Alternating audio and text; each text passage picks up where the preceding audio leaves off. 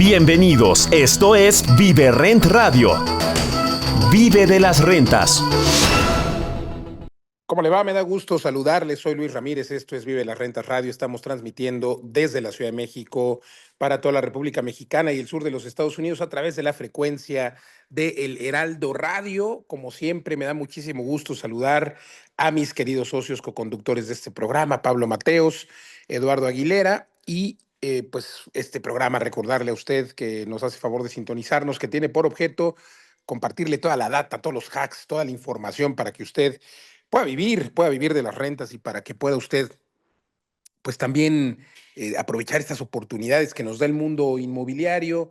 Y le recuerdo que además de que transmitimos en esta ocasión y todos los sábados y jueves a través de más de 30 estaciones de FM, también nos puede encontrar en todas las plataformas de podcast, en YouTube, nos encuentra en todos lados como Vive Rent y también como Luis Ramírez Mundo Inmobiliario. Escúchenos, por favor, y si ya está en el podcast, bueno, pues déjenos un comentario. Y pues siempre estamos buscando oportunidades de inversión y claro, debatir aquí temas interesantes como el que traemos hoy.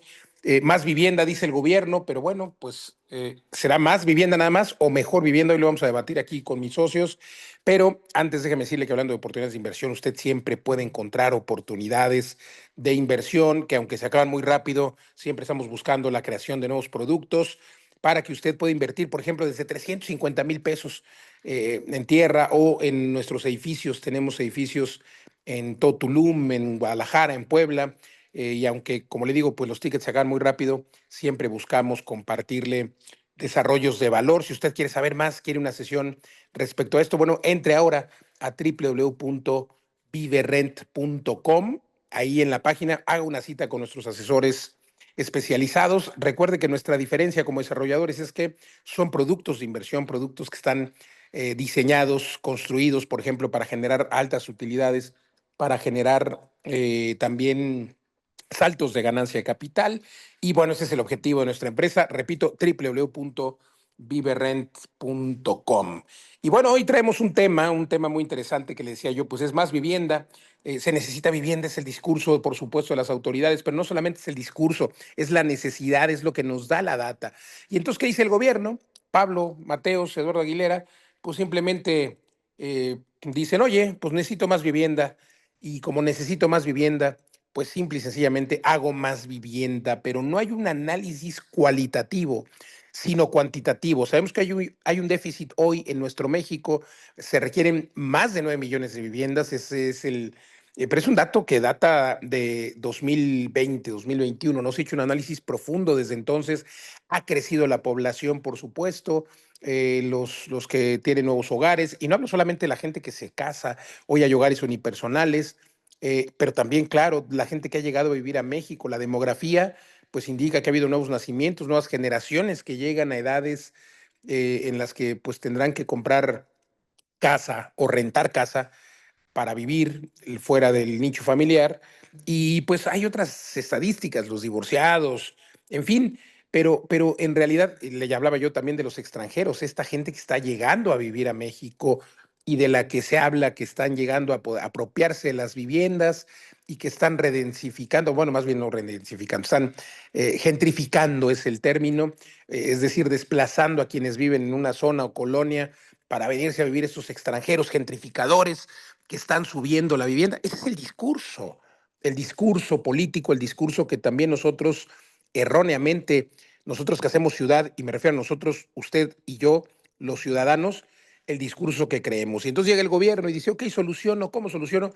Más vivienda. Y aquí el gran error, porque recientemente se reformó la ley del Infonavit. Imagínese usted, para que usted que es trabajador, que tiene una subcuenta de vivienda, que porque usted haya ejercido o no un crédito Infonavit, si es trabajador y está en el Instituto Mexicano del Seguro Social, tiene una subcuenta de vivienda. Y esa subcuenta de vivienda, cada mes, usted de su dinero le quitan un porcentaje, pues para que se vaya a este ahorro, a esta subcuenta de vivienda. A su patrón, a la empresa, también le quitan arbitrariamente otro porcentaje para que, para que pues, se vaya a su subcuenta de vivienda.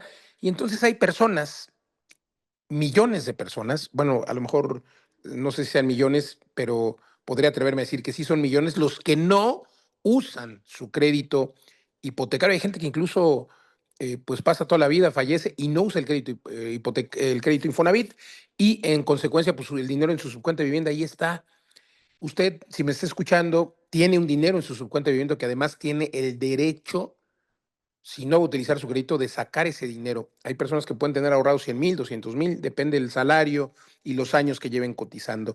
Pero entonces esta reforma que propone, bueno, que ya está hoy en vías de aprobación, bueno, ya fue aprobada por una Cámara y por otra faltan las leyes secundarias. Como siempre que hay una reforma, hacen una reforma por hacer y no es clara, porque hoy no es claro cómo van a tomar ese dinero. El caso es de que sí, el Infonavit tiene cientos de miles de millones de pesos guardados en las subcuentas de vivienda, pero no son de él, son de los trabajadores, de los cientos de miles de trabajadores que están guardando ese dinero para en un momento dado ejercer el crédito Infonavit. Entonces el gobierno dice, no hay vivienda, pues la solución es hagamos vivienda. Y se van a poner a hacer vivienda como ya lo hizo el Infonavit en los 70s, en los 80s, y que pues algunas veces lo hizo bien y otras lo hizo mal. Obviamente no son desarrolladores, no son especialistas tampoco en vivienda, que debieran, porque es el Instituto Nacional de Fomento y Vivienda. Los trabajadores debieran ser especialistas por lo menos en entender las necesidades de vivienda que tienen hoy las personas, dónde quieren vivir. Y claro, pues dónde quieren vivir las personas, todos quieren vivir dentro de las ciudades, pero es que dentro de las ciudades no hay vivienda de 1,000,000 de pesos, no hay vivienda de 2,000,000 de pesos.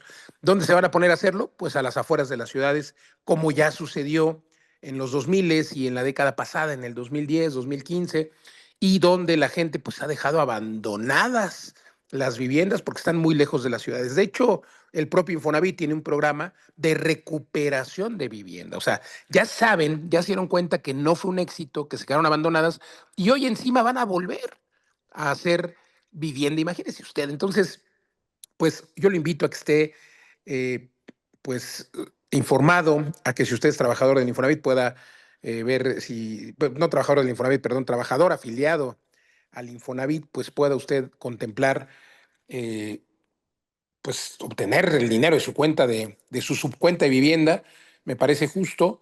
Y pues nada, creo que al final esto es una patada, son patadas de ahogado del gobierno que dice, pues falta vivienda, vamos a hacer vivienda, pero vivienda lejos y mal hecha que nadie quiere.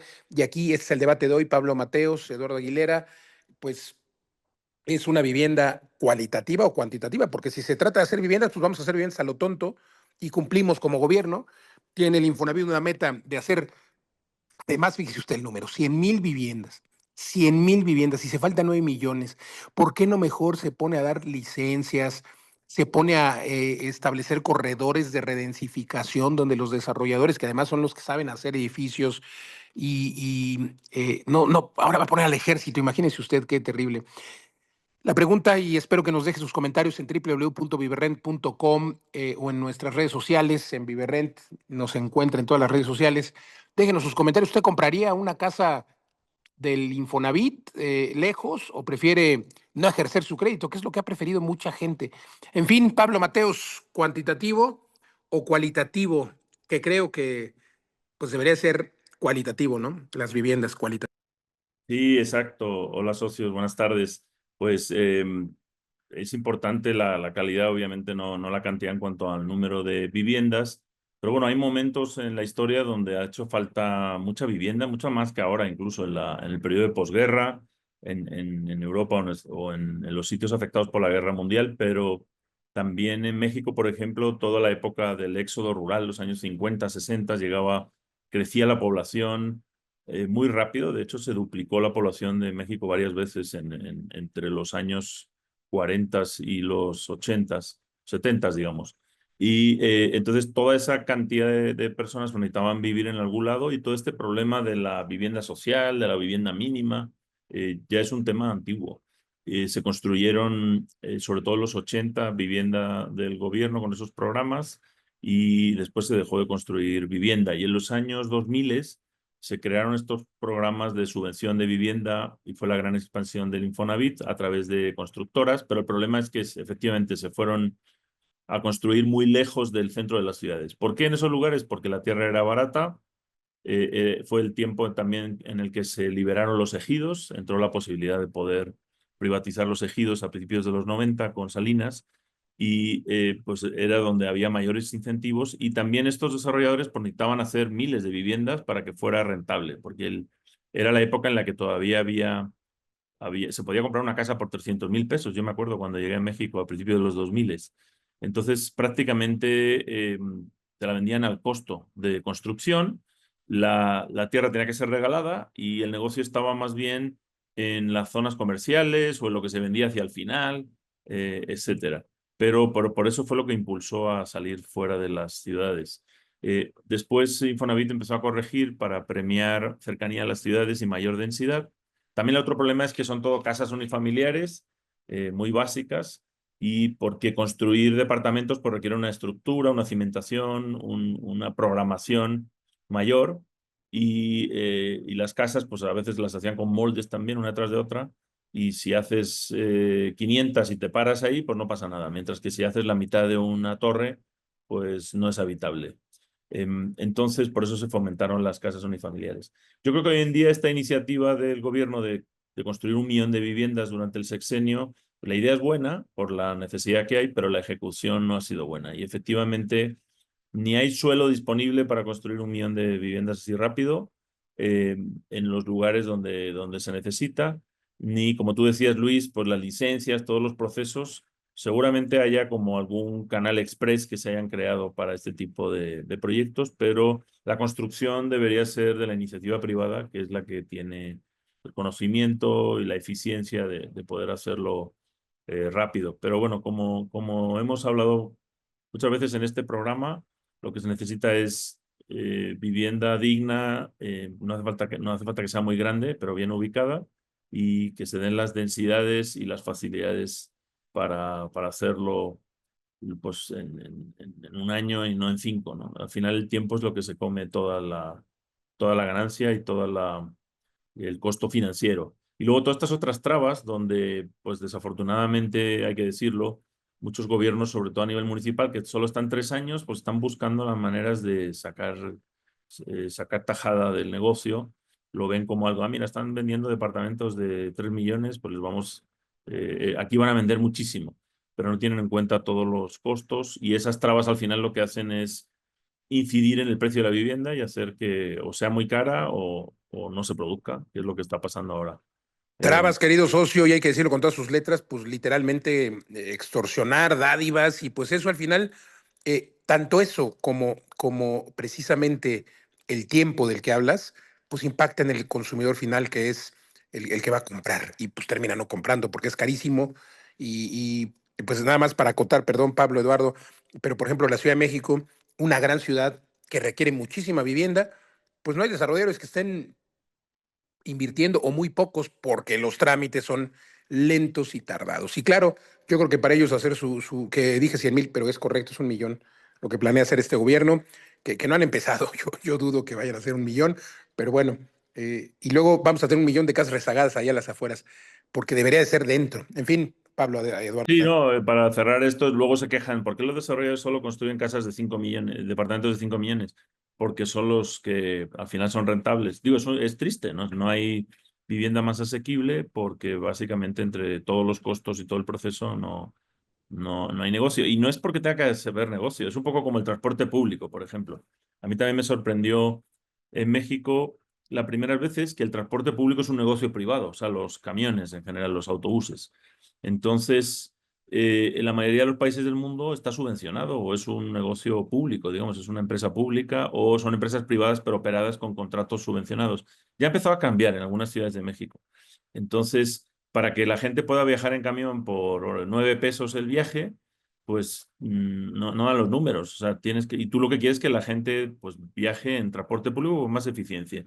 Pues lo mismo con vivienda. O sea, hay que subvencionar el suelo o liberarlo o ayudar. A veces no es dinero, es simplemente liberar suelo, liberar permisos, liberar densidades. No hace falta desembolsar dinero para que se pueda abaratar la vivienda. Adelante, Eduardo, que tú eres el brazo desarrollador del grupo. Híjole, ahí Eh, Como que ponen el dedo en la llaga, socios, y bueno, ya que están con el tema, me voy como hilo de media ahí, porque justamente creo que el máximo problema de la vivienda en México es la corrupción. Y eso ha desincentivado la construcción o la encarece o la imposibilita, ¿no? En otros lados, porque como decía Luis Pablo, pues es impresionante cómo no existe un tema y a pesar de que aparentemente el gobierno es uno, pues como dicen, ¿no? Entran los de turno y se creen dueños del suelo, de los permisos, de todo lo que ocurre y lo único que buscan es sacar tajada. Y es impresionante cómo cada estado, nosotros que tenemos la oportunidad de desarrollar en muchas partes de México y del mundo, eh, pues no digamos cada estado, cada municipio es un mundo. Cada municipio de pronto hay instancias reguladoras o yo diría sobrereguladoras que te ponen trabas para sacar dinero. Eso es básicamente lo único que hacen. Y algunas de ellas incluso contravienen reglamentos o leyes federales, pero se los pasan por el arco del triunfo y si no lo haces de esa forma, pues puedes poner un amparo y esperarte 2, 3 años y entonces pues seguramente lo ganarás, pero ustedes saben que el tiempo para un desarrollador pues te mata, ¿no? Entonces no tienes como alternativa. Entonces, pues básicamente, si se lograran tener criterios federales estandarizados en donde los municipios, digo, o sea, estoy hablando de centralizar, pero casi un Elon Musk en México, ¿no? El secretario de la simplificación administrativa y de las trabas, si tuviéramos eso, podríamos dinamizar en mucho la vivienda en todo el país. Se acabó el sistema político. Si meten Claro, claro, un además, departamento de ese tipo. sí, sí, por supuesto, lo cual Si viene Elon Musk, despide a todos y pone robots, que estaría muy bien. estaría muy bien y es muy triste que aceptemos que esas trabas y esos sistemas políticos se autosustentan en la ineficiencia, ¿no? Ya lo hemos platicado muchas veces, pero con un cambio tan relativamente simple, o sea, digamos, en papel parece muy simple, podríamos mejorar muchísimo, porque yo estoy de acuerdo, ¿no? Que se pusieran ciertas condicionantes para que hubiera vivienda para todos, ¿no? O sea, no solo para hacer vivienda de lujo, vivienda para todos, o a lo mejor para los que hicieran vivienda más accesible o vivienda viverrent, ¿no? O sea, con este enfoque de los smart depas, vivienda accesible, vivienda bien ubicada, vivienda optimizada para las necesidades de cada uno de los que van a habitar ahí, ¿no? Vivienda que no tiene todo lo demás que necesitas, o a lo mejor estas viviendas unipersonales donde las amenidades son compartidas y lo cual las vuelve una calidad de vida mucho mayor y un precio mucho menor, ¿no? Creo que por ahí van las soluciones y digo, y las vamos a seguir haciendo contra viento y marea, pero sí me frustra muchísimo porque es una realidad en la que estamos. Pero más allá o sea, eso es lo que quisiéramos. A mí me gustaría, si nos da tiempo todavía, que analizáramos las políticas públicas que estuvieron recientemente en la administración pasada y qué resultados tuvieron, Es que Luis, son porque las mismas, socio, fíjate, sí, eh, analicémoslas, pero es que es frustrante porque son las mismas que se han mantenido durante los últimos 70 años. O sea, una descentralización, pero descentralización pues de la vivienda, porque al final, fíjate, si aquí se hubiera gobernado también Donald Trump, ya hubiera declarado una emergencia nacional, porque claro que es una emergencia nacional. Nos faltan 9 millones de viviendas, datos de 2020. Yo considero que faltan 15. Es que los números son muy simples. Entonces sería un tema de emergencia nacional y con esa declaratoria podrían hacer pues que justo el gobierno centralizara todas las facultades de permisos. Algo que esta pregunta se le ha hecho a dos secretarios de Estado, a dos titulares de bueno, a tres, desde Rosario Robles, la controvertida Rosario Robles, que fue secretaria de Estado, vino a mi programa, hasta Román Meyer, el secretario del sexenio pasado, y a la que hoy es secretaria también está en mi programa, cuando ella fue precisamente titular de la CONAVI, de la Comisión Nacional de Vivienda en la Ciudad de México, y es titular de la SEDATU con Claudia Sheinbaum. Pero bueno, siempre he preguntado esta inquietud a estos personajes y les digo, ¿por qué no podemos tener un plan de desarrollo urbano federal? ¿No? Y entonces, en donde justo se concentre una ventanilla única federal, una ventanilla que autorice en diferentes zonas. Y lo que me han contestado es que cada región, cada estado y sobre todo cada municipio tiene su propia realidad y entonces es facultad municipal, por ejemplo, pues establecer estos temas, ¿no? Es algo absurdo, complejo y que coincido totalmente contigo, Eduardo, es pues un gobierno además municipal que dura 3 años y que cada uno quiere llevarse su tajada y que cada uno revisa pues qué le conviene o tiene compadrazgos y luego llega otro presidente municipal y como sabe que eran compadres del anterior, trata de fregarlos, de clausurarlos, se vuelve una carnicería.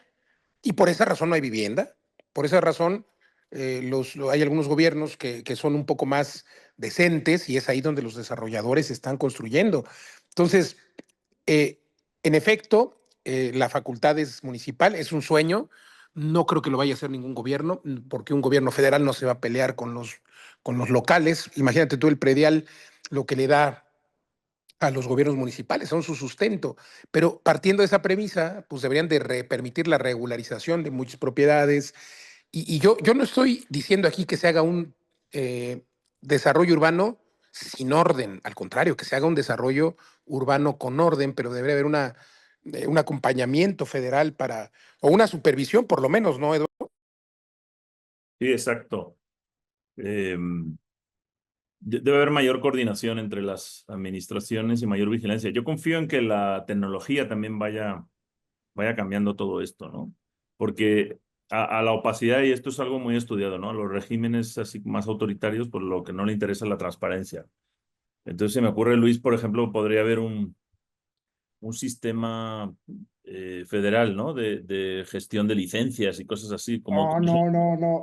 Si pensaras como burócrata, dirías, hagamos el Instituto de del, Transparencia en los del bienestar de... para, para generar otra estructura. Bienestar de la tierra. Ay, No, no. pero a lo mejor no de gobierno, algo independiente, ¿no? Igual que está el Buró de Crédito, que es una empresa que checa el crédito de la gente y ahí reporta a todo el mundo.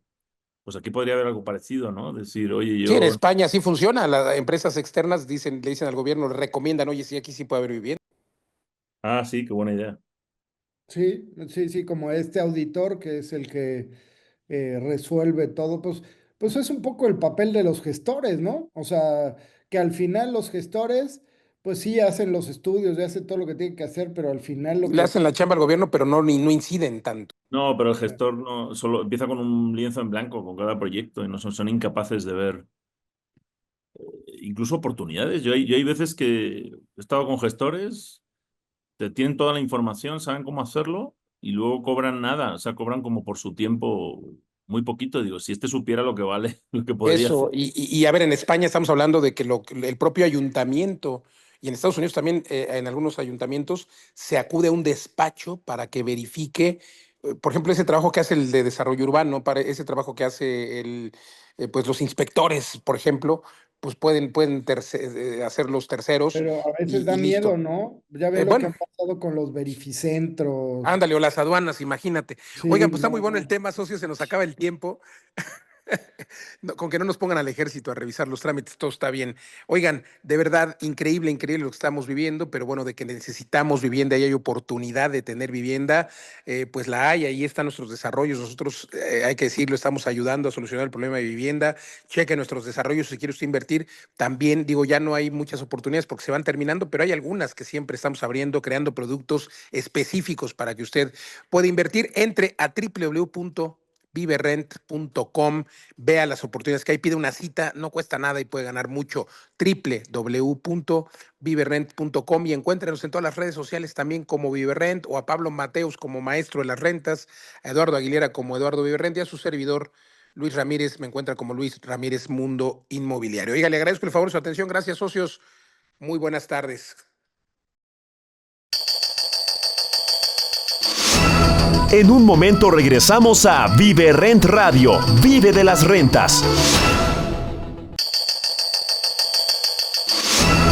Continuamos en Vive Rent Radio. Vive de las rentas. ¿Cómo le va? Me da gusto saludarles. Soy Luis Ramírez. Esto es Vive de las Rentas Radio. Estamos transmitiendo desde la Ciudad de México para toda la República Mexicana y el sur de los Estados Unidos a través de la frecuencia El Heraldo Radio, a más de 30 estaciones en todo México y el sur de la Unión Americana. Recordarle que además nos puede encontrar en todas las plataformas de podcast, en el canal de YouTube, en todos lados como Vive Rent, y pues obviamente puede escuchar toda esta información que le compartimos aquí en este programa, en el que tenemos como objetivo principal pues analizar los temas, debatir los temas de tendencia de la industria inmobiliaria, pero también mostrarle todas las oportunidades de inversión, las oportunidades que se van generando gracias a la data que aquí analizamos, la estadística, de manera que usted puede pues entender dónde hay que invertir, cómo se está moviendo la industria, si es momento o no de comprar, de vender. Bueno, todo esto lo compartimos aquí. Y lo más interesante es que también creamos en nuestra empresa desarrolladora viverrent.com, desarrollamos edificios, por ejemplo, fraccionamientos, bodegas, todas nuestras líneas de negocio. Lo desarrollamos con el objetivo de que usted pueda obtener muy buenas rentabilidades o grandes utilidades. Todos nuestros productos son diseñados, por ejemplo, nuestros edificios Build to Rent, y nosotros los administramos. Usted invierte, tenemos cientos de inversionistas que están hoy viviendo de las rentas, literalmente, o que han invertido y han obtenido un 2, un 3X. Por eso regularmente se terminan nuestros productos, nuestros edificios, pero siempre estamos buscando nuevas oportunidades. Así que lo dejo para que conozca más, y si quiere conocer dónde invertir ahora mismo, pues entra a nuestra página, pida una cita, no cuesta nada. En esa cita le platicamos dónde hay que invertir ahora, nuestros datos, y puede ganar mucho. Así es de que agéndela, es gratis, www.viverrent.com. Ahí usted hace clic, pide la cita y mis compañeros asesores patrimoniales le explican cuáles son las tendencias de inversión inmobiliaria en nuestro México, y también tenemos, por supuesto, en España, en Estados Unidos, www.viverrent.com, y también nos pueden encontrar en todas las redes sociales, Facebook, Instagram, en todos lados como Vive Rent. Y bueno, como siempre, me da muchísimo gusto saludar a mis queridos socios, coconductores de este programa, Pablo Mateos, Eduardo Aguilera, quienes pues ya cumplimos 5 años conduciendo este programa que tiene por objetivo, pues ya le daba yo el dato, pues compartirle toda esta data. Y fíjense nada más, Pablo, Eduardo, pues que este tema que tenemos hoy es muy interesante. ¿Cuáles son los lugares, precisamente, los 10 estados de México que aumentaron los precios de vivienda en el último año? Los que más aumentaron, porque fíjese usted que afortunadamente casi en todos, pues lo digo, casi en todos aumentó bastante el precio de vivienda. Y los datos que nos da Sociedad Hipotecaria Federal, que es el dato que vamos a analizar aquí, pues digamos que es el único dato cierto que tenemos en nuestro México, porque desgraciadamente, pues tenemos, si nos comparamos con Estados Unidos, con Zillow o Idealista en España, pues son portales inmobiliarios que tienen acceso a la data real del precio de venta de una propiedad y nos pueden dar una idea inmediata de cuánto vale una propiedad y, claro, de cuál ha sido la tendencial de plusvalía en los últimos años, y con esa data también crear una proyección. En México, a pesar de que las escrituras públicas, fíjese usted el nombre, escritura pública, pues dice que es pública, realmente no son públicas. Y esto se lo he preguntado en mi programa muchas veces, por ejemplo, a los presidentes del Colegio de Notarios, y me dicen, bueno, pues es que también hay una ley federal para la protección de datos en posesión de particulares, ¿no? Un aviso de privacidad y tal. Y pues gracias a estas limitantes, y otra vez, uno puede ir, se supone, al registro público de la propiedad, otra vez vea usted el nombre, registro público de la propiedad del comercio, y uno en estricto sentido debería de poder acceder a toda la información, pero no. Y claro, pues está bien que por seguridad no le den información a todo mundo, aunque sí, déjeme decirle que si usted lleva el número de escritura, o sea, tendría que conocer todo el dato, el número de escritura y tal, si usted puede pedir pues, por ejemplo, un certificado de libertad de gravámenes o un certificado de antecedentes registrales para entender cada cuándo ha cambiado de propietario, y le dan la información, pero claro, hay que conocer el número de escritura, la fecha, y es ahí donde se vuelve complejo. Entonces, pues en nuestro México no tenemos un parámetro real de cómo se comportan los precios, porque le hablaba yo de Zillow en Estados Unidos, le hablaba de Idealista en España, que son portales inmobiliarios, pero que tienen acceso a los registros públicos, a las escrituras públicas. ¿Y por qué le digo que en México no? Porque pues en México y en el mundo publicamos una casa en 1 millón de pesos, pero la terminamos vendiendo en 800. Y eso es lo que no sabemos en cuánto se terminó vendiendo. Porque una cosa es en lo que yo publico y otra cosa es lo que realmente me pagan. ¿Ha oído usted hablar de no vale lo que cuesta? O sea, o cuánto cuesta, pero realmente cuánto vale, porque es lo que me pagaron. En ese contexto, Pablo Mateos, Eduardo Aguilera, pues el único dato que tenemos, digamos, muy apegado a la realidad, pues es el de Sociedad Hipotecaria Federal, que sí lo hace público, pero Sociedad Hipotecaria Federal solamente nos da datos de las operaciones inmobiliarias en las que participa, que son muy pocas. O sea, Sociedad Hipotecaria Federal, recuerde usted que pues es un brazo financiero para la banca cuando presta créditos hipotecarios, y hablo de toda la banca, desde BBVA hasta Santander y Sofomes, y en fin, siempre hay una intervención de la Sociedad Hipotecaria Federal, y entonces pues no es un mal dato, partiendo de que pues un buen número, hay diferentes datos aquí, hay quien habla de que el 50% de las operaciones se hacen con crédito, 50% de contado. Hay quien habla de que pues 70% de las operaciones se hacen a crédito. Eso es lo que yo creo, que la mayoría, 70, 80 o más por ciento, se hacen con crédito y pocas de contado.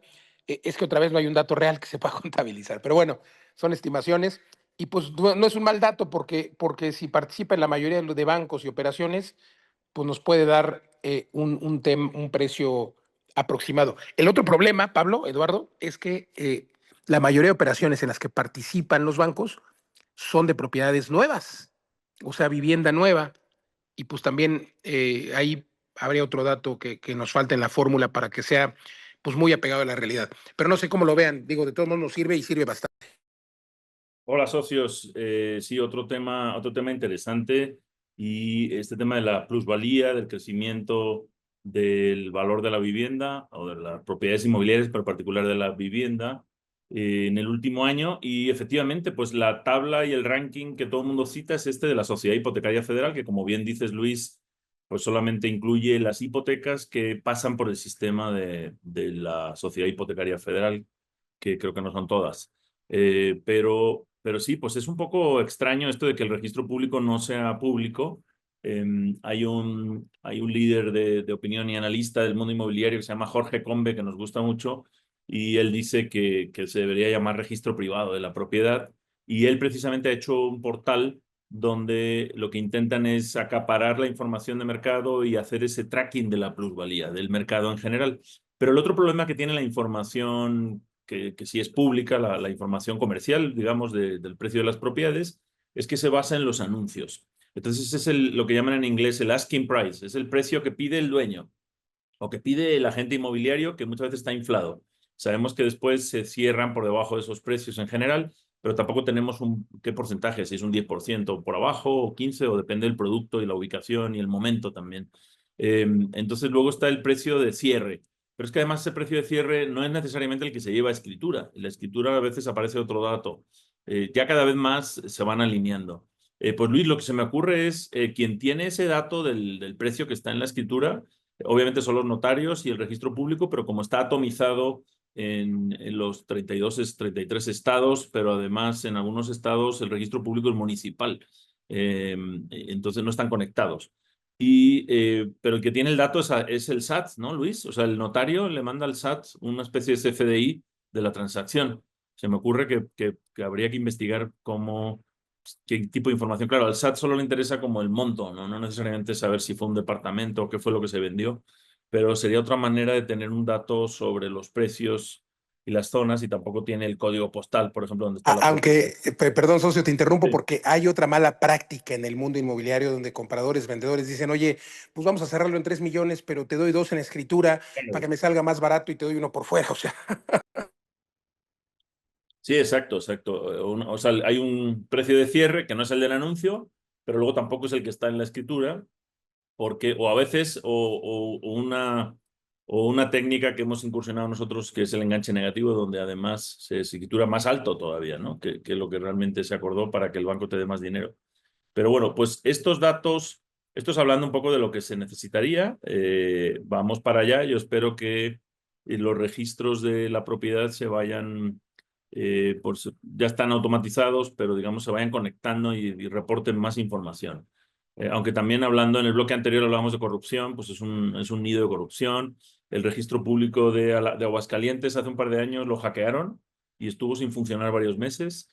El registro público de Nayarit ha emitido certificados de libertad de gravames falsos y los bancos han vetado a Nayarit desde hace 6 meses. No prestan Nayarit por ese motivo. Entonces, hay mucho por hacer ahí. Pero bueno, de los datos que tenemos, que son los de la Sociedad Hipotecaria Federal, asumiendo que representan el promedio de la plusvalía por estado, pues el estado con mayor plusvalía interanual en 2024 fue Baja California Sur, con un 13%, y seguido de Quintana Roo con un 12,3%.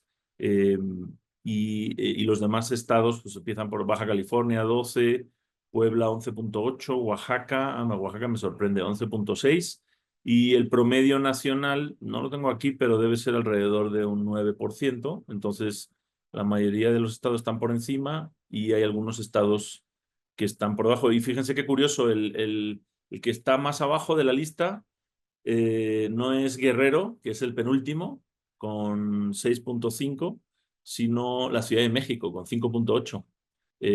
Pues esto es, bueno, nos dice también que la Ciudad de México pues se llegó a un tope, no se construye más vivienda, pero tampoco sube más porque pues ya no hay más demanda, digamos, no hay capacidad de compra, yo diría, para los precios que existen. Bueno, Sí, lo muy que pasa es que la gente se está moviendo a otros estados porque también. pues la Ciudad de México sigue caro. Ah, sí, perdón, claro, es Ciudad de México, Distrito Federal, digamos, entonces pierde población, ese es el otro factor, que realmente población residente sigue perdiendo población. Adelante, Eduardo. Bueno, y que no le caía mal perder un poco de población a esa megalópolis. Pero sí, Lo malo que se va a da- las orillas. datos sorprendentes, digo, como este tema de la Ciudad de México. Otros, eh, pues efectivamente son algunas tendencias. Nosotros conocemos más profundamente algunos momentos, algunos lugares que les hemos llamado momento cero, en donde pues estos datos quedan opacados con porcentaje que a veces es el doble o más de lo que se reporta ahí. Pero claro, aquí está, son promedios por estado, ya dijeron que son las limitantes de la Sociedad Hipotecaria Federal. Hay muchas otras transacciones, ¿no? Y ahí se ha diversificado otra gama de formas de comprar inmuebles, ¿no? O sea, por ejemplo, el tema de hacerlo a través de fideicomisos, a saberlo a través de fractionals, a través de acciones en una SAPI, de crowdfunding. La verdad es que eso ha diversificado y ha aumentado la posibilidad de que la gente pueda invertir en bienes raíces, lo cual es una buena noticia y es algo que está también incidiendo en muchos estados, ¿no? No solo dejamos el tema del crédito hipotecario tradicional, ¿no? Ya hemos discutido también dentro de Viverrent y el brazo financiero que estamos haciendo la posibilidad de dar crédito bueno, de hecho ya lo estamos haciendo, ¿no? Crédito de desarrollador. Cuando nosotros podemos, tratamos de hacer más accesible esta primera compra a un bien inmueble. Y eso creo que es muy importante porque da el acceso a gente que a lo mejor lo tenía bastante más lejano. Y por otro lado, pues si eso lo hacemos en un momento cero, pues hace que sea el lugar donde mejor puedes invertir, porque es donde más rápido va a crecer tu inversión. Entonces, creo que lo estamos haciendo bien, socios, y vamos a seguir ampliando la accesibilidad a las inversiones y además siempre pensando en dónde es donde conviene invertir, ¿no? Y no solo por las tendencias macro, sino viendo las tendencias micro, qué lugares dentro del estado, qué municipios están creciendo. Y luego, dentro de esos municipios, cuáles son las zonas más consolidadas, cuáles son las zonas emergentes, pero siempre tomando en cuenta todos los criterios de plusvalía, que cuáles son, el primero es location, location, location, ¿no? Pero de ahí servicios, infraestructura, población, tendencias turísticas, inversión pública, inversión privada. Y entonces, qué pasa cuando hacemos la planificación con estas características? Que logramos hacer desarrollos en lugares donde va a tener muchísima plusvalía asegurada, no de manera especulativa, sino de manera real, basado en los planes de desarrollo urbano, basado en lo que está ocurriendo, y por otro lado, volviéndola accesible para que la gente, pues eso, no invierta pues en un departamento, aunque sea con crédito hipotecario en la Ciudad de México, que le va a costar un ojo de la cara y pagarlo 30 años, y que lo que va a ganar de plusvalía ahí, pues va a ser muy poco, ¿no? Estamos revirtiendo todo esto, entonces creo que es importante el papel que hacemos y así. Además de lo que nosotros les podamos decir, creo que como buenos inversionistas, que es lo que tratamos de educar aquí en el programa Viverrent, tienen que hacer la tarea, tienen que investigar, toman esto como referencia, ¿no? Ah, bueno, Baja California, Quintana Roo, Puebla, tal. Bueno, pues ahora se ponen a investigar un poco más, ¿no? A profundizar un poco más, a sí averiguar el tema de portales, que les da una referencia, a usar este tipo de técnicas. Ahora hay varias herramientas con inteligencia artificial que te permite, pues, hacer una proyección de lo que va a costar y cuánto va a subir en determinadas zonas. También no solo en ventas, sino en rentas, si el enfoque es patrimonial y con respecto a tener ingresos pasivos. Y apaláncate de todo esto, no lo creas 100%, ¿no?